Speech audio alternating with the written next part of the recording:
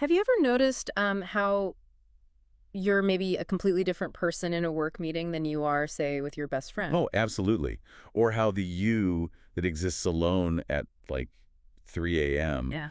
Well, it bears little resemblance to the you at a family dinner. It's kind of exhausting, isn't it, Yeah. really? One moment you're confidently leading a team, you feel great. Hmm. The next you're anxiously replaying some past conversation in your head. Yeah. Or you meet a really patient parent, and then suddenly, you're an impatient driver 5 minutes later. Or a supportive friend, and then in a quiet moment, suddenly you're your own harsh critic. It's this constant flow, this cycling through happiness, sadness, anxiety, delight, Yeah. sometimes all in one afternoon. Yeah. And what this article explores, which I found really captivating, isn't just that these shifts happen, but what actually drives them. Right. What's behind these constant changes in our actions, our whole way of being, our experiences? And there's a really surprising insight into why some of those, let's say, negative versions of ourselves seem to stick more vividly in our minds. Yeah. You know, why those linger. That's the core mystery we're diving into today, this really peculiar human experience of our ever-changing identity. Hmm. I've got this fascinating article that really tries to unpack this whole inner phenomenon. Yeah. And our mission really is to understand the mechanics, how these internal shifts work, and maybe more importantly, find a path to some freedom from the stress they often create. Definitely. And the source material we're looking at, it approaches these deep questions in a pretty unique way. How so? It sort of frames it like an internal interview, almost like a series of questions and answers happening right inside your own mind. Okay. And the initial insight is that this kind of deep self-reflection, this questioning, it really takes place as deliberate thoughts. The questions are thoughts, and the answers appear as thoughts too. Huh. So it's like one part of you is asking the question, and another part is just observing, kind of waiting for an insight to pop up. Exactly. And what the article points out, which is really interesting, is that there's no judgment applied. Yeah. No conscious effort to Well, pick one thought over another. no preference. No preference. But that immediately sparks a deeper question, which the article itself actually brings up. Which is? Well, are these answers truly original? Or are they just bubbling up from, past memories, things society taught us, maybe ideas from spiritual leaders? Oh, right. Where do they come from? Exactly. And the article acknowledges this is complex. It actually says it parts that question for now, which honestly I appreciate. It Right. doesn't pretend to have all the answers right away. Okay. So it parks that, then where does it go? Well, building on this idea of thoughts just appearing, it then shifts to a really fundamental question. Mm. What causes our experiences? Happiness, sadness, delight. Okay. And the central idea that emerges is that these experiences, they happen to the who. And crucially, the who is constantly varying. The who varies. Okay, that's a powerful distinction. So this who isn't like my fixed personality. Not exactly. It's more like the specific identity you're embodying in that moment. And the article explains how it shifts constantly. With time, with the people you're with, the circumstances. Precisely. Like when you're alone, maybe that who is reflective or maybe a bit anxious about life or even, subtly resentful about something you did. Right. But then you're with your family. And suddenly the who is defined by your role. Parent, child, spouse. And filtered through all the societal ideas of what that role should be. Exactly, the ideal version. Then you step out with close friends and boom, it's a completely different who again. Yeah, totally different from how you are with like casual acquaintances or in a professional setting. And this leads to a really crucial realization in the article. The experiences you have in life are actually given by the who you are being in that particular moment. Wow. So it's not just the external situation causing the feeling. It's mediated by the who. Even when you're alone, that who shifts. Imagine being alone right after, say, an agitating argument Well, yeah. versus coming home from a really fun, playful chat with a friend. Your internal state, that who you embody, is profoundly different. Your experience of being alone changes. Okay, this is where the puzzle really starts to come together for me. If this who is so fluid, always changing, always experiencing these emotions, Yeah. then what are who chooses which who you are in any given moment? How does that happen? Right. And the answer, according to this source, is pretty surprising. Yep. It says the who is simply given. You don't consciously select it. You don't choose. Nope. It just appears in the space of your mind like any other thought. And then, and this is key, We automatically identify with it. Mm. We instantly believe, I am that. Whoa, so it's automatic identification. Exactly. It's described as an automated mechanism of the human mind, not a conscious decision we make. Think about how we talk. Mm-hmm. When we naturally say, I am scared, or I am angry, or I am grateful. Right. We don't say, I'm having a thought about being angry. Precisely. The article points out that in that moment, we become the anger. It just happens spontaneously, without us choosing it. Okay, but if that's true, if our identity is just sort of given to us moment by moment, Yeah.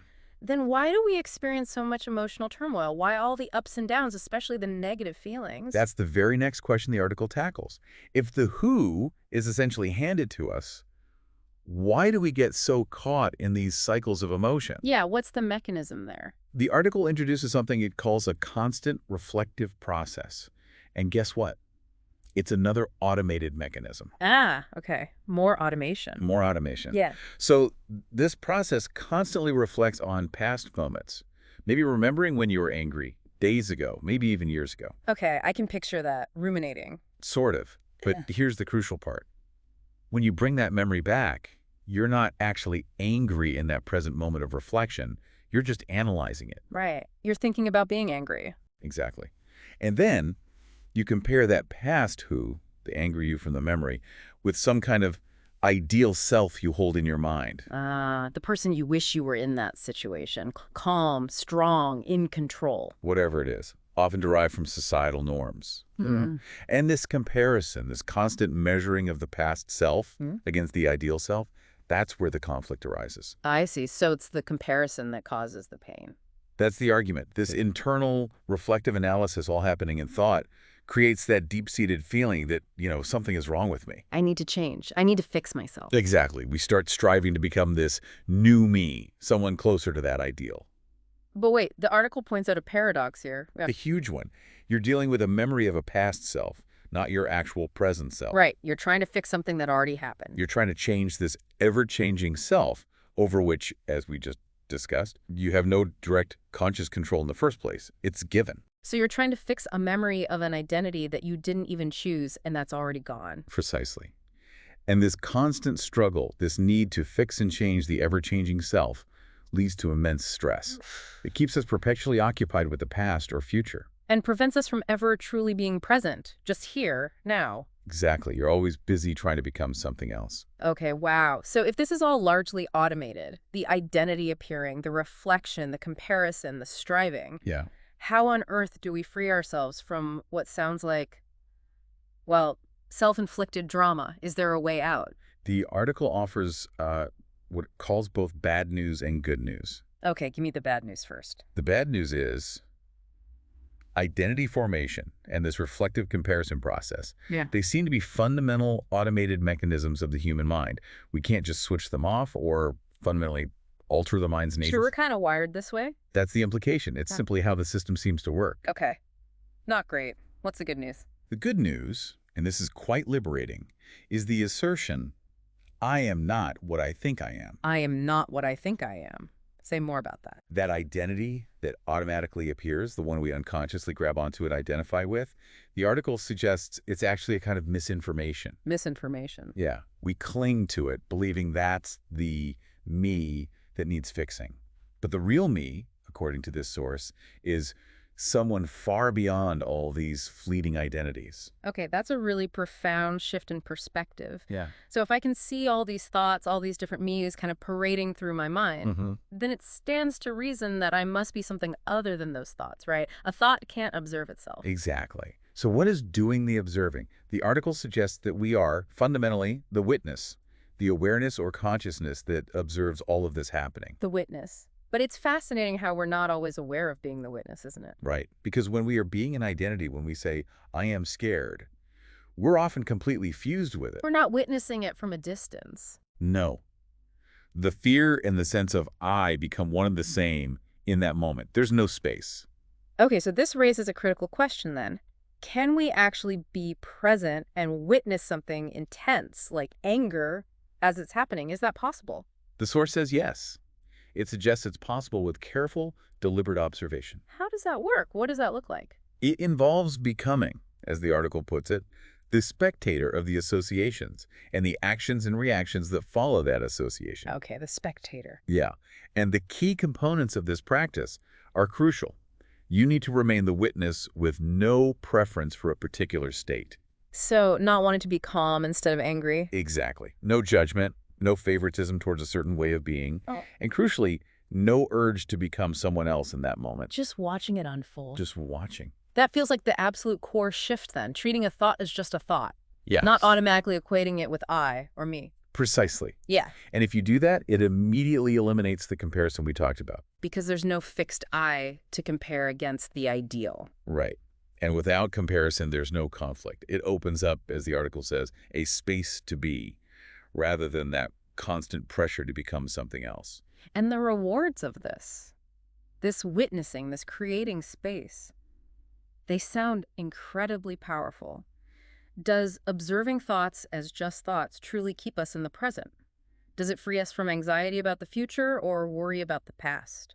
According to the source, yes, absolutely. When there's no comparison, which, remember, stems from that automatic misidentification, Yeah. not a conscious choice, Right. and then comparing that fleeting identity to some external or internal standard.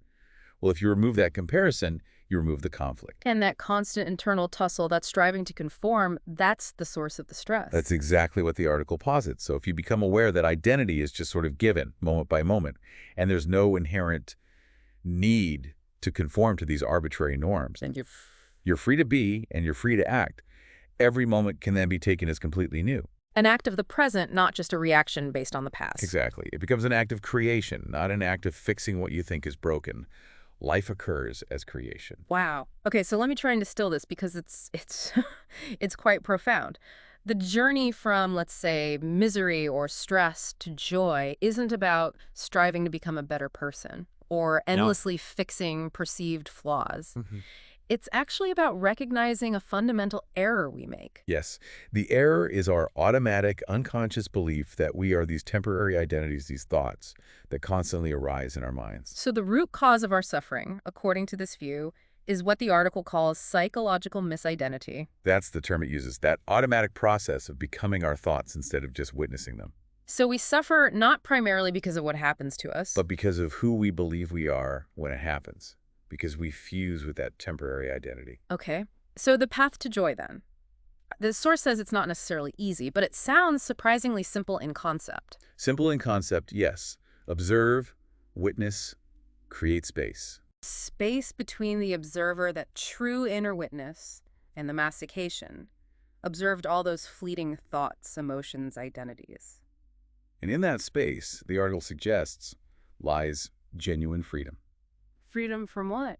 Well, freedom from the tyranny of constant comparison, freedom from that endless, exhausting project of self-improvement, And just the freedom to be. the freedom to simply be. And importantly, this isn't about somehow detaching from life or spiritual bypassing. Right. It's not about checking out. No, it's about fully engaging with life, playing all our roles, parent, professional, friend, whatever they are, but doing so with the deep underlying knowing that we are the consciousness in which all these experiences arise and pass away. Like being the actor who knows they're playing a character rather than believing they are the character. That's a great analogy, yes. You It- play the part fully, but you don't forget who you truly are behind the mask. And this recognition, this shift in identification from the character to the actor, from the thought to the witness, It leads to a truly profound shift in how we experience life. From constant reaction to conscious creation. From perpetually fixing to joyfully exploring. From always striving to become. to simply being. Exactly. So maybe we can leave our listeners with this thought to mull over. What if joy wasn't actually something we had to achieve, something out there to find? What if it was always right here, just waiting beneath all those layers of mistaken identity, ready to emerge the moment we simply stop trying so hard to be someone we're not? That's a powerful question to sit with. Yeah. We really invite you, just maybe throughout your day, today or tomorrow, to gently observe your own internal shifts. Notice those moments when you feel completely fused, when you are the anger or the anxiety or the confidence. And see if you can also notice moments where there's a little more space, where you're perhaps witnessing it instead. Just begin to explore that quiet, powerful space of freedom within yourself.